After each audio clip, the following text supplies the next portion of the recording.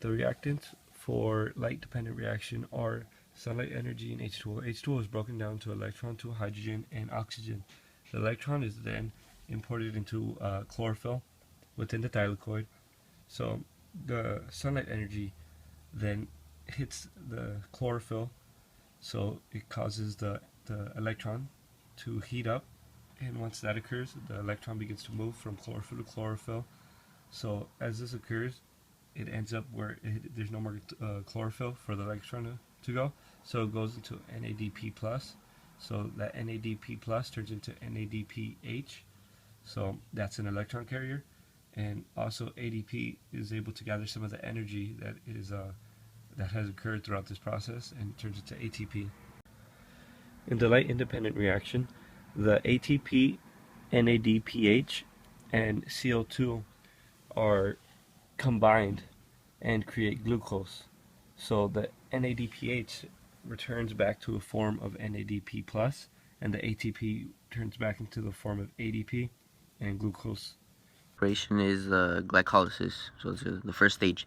So in this first stage, we start off with glucose and energy going in order to break the bonds of this glucose or sugar.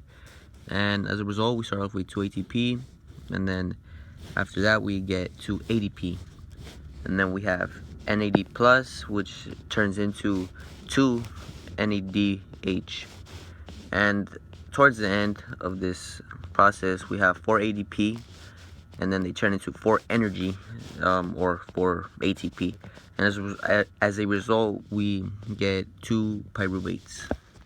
Cellular respiration, which is called the Krebs cycle, or the citric acid cycle.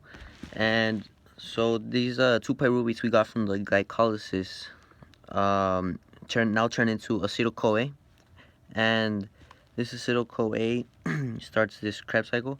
So we then get 3 carbon dioxides, and then we have a NAD plus turn into 3 NADH, and then 1 FAD plus turn into 1 FAD H2, and FADH2, that's just the electron carrier. And then in the final step, we have 1 ADP turning into 1 ATP, or 1. In oxidative phosphorylation, NADH and FADH2 release an electron to the protein.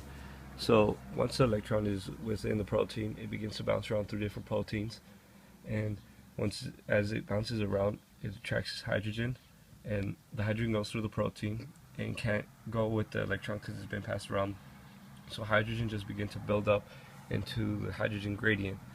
So once it starts to build up, they try and get to where there's the least amount of hydrogen, so they pass through the ATP synthase, and as they pass by, it causes kinetic energy to be built up, and then that's gathered from ADP to create ATP.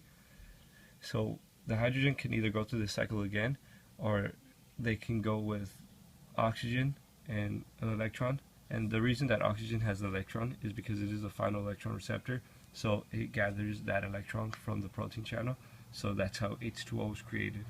In cyanide poisoning, cyanide is attracted to the protein, and it basically bunches up with the protein, and it doesn't allow any of the electrons or hydrogens to pass by, so the cell soon dies.